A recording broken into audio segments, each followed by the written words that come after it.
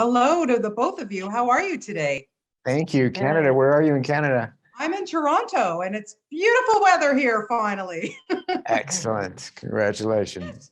Good. Well Yes, thank you. deserved. Well, congratulations to you two because I got to tell you something. I could not stop watching this series. I binged the entire thing on the weekend. And Wow. oh my God, Rosie, I mean, kudos to the both of you, but Rosie for taking this on and unapologetically, this woman, Flora, what she goes through, how she looks. I mean, what was it about her that you thought, I have got to play her? Everything, everything. And also, when I was initially offered this, I told Gideon, Raf, and Ramon Campos, I need more from Florida. I don't just want to be a procedural cop in a crime thriller. And I said I have ideas for a backstory, and they said, let's hear it. And then we worked with it, and what they came up with was even better than I could imagine.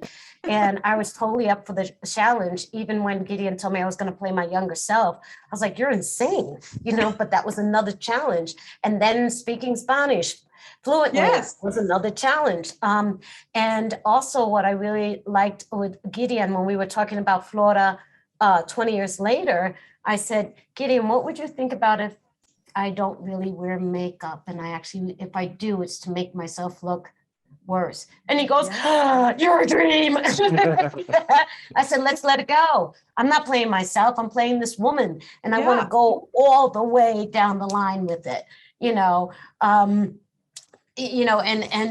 There were days though when I would look in the camera, I go, oh God, it's really bad. But I hope it worked. I worked really hard. It really did. It really did. Good. Kudos to you. And Zeljko, working, you're playing her partner and there's stuff going on 20 years before, 20 years later, man, this guy is going through the ringer. But, working together, I want to know how you two bonded. Like, what a team. I think we have a good buddy cop movie with you two. Somewhere. There's a sequel in here somewhere. Somewhere. That was remarkably easy. We were just talking about it. It was remarkably easy. We shared a lot of background in coming from New York and coming from the theater. There were a lot of people that we actually knew in common. We'd never met. But, she would start telling stories like, oh, I know him. Oh, yes, I worked with him. Oh, I know her. So there was just a lot of common ground to begin with. And then, you get on a plane, you go to Madrid, and we're both suddenly strangers in a strange land. We've both been there before, but you become this kind of unit, and it's a protection as well as anything else. So we had a lot of time at dinners and on weekends to kind of forge that bond, and then at work every day. But it just made it very easy. It felt like that was a sort of 24-hour-a-day relationship that it became, rather than a work relationship.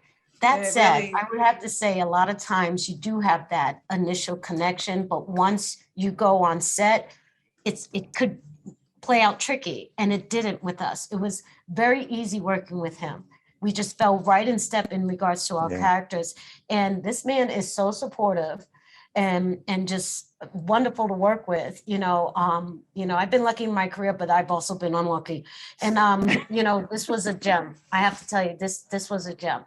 Yeah. Listen, you had, like I said, you guys had me so hooked, and honestly, it's just so compelling to see these vile, awful people, and you can't stop watching them. Good.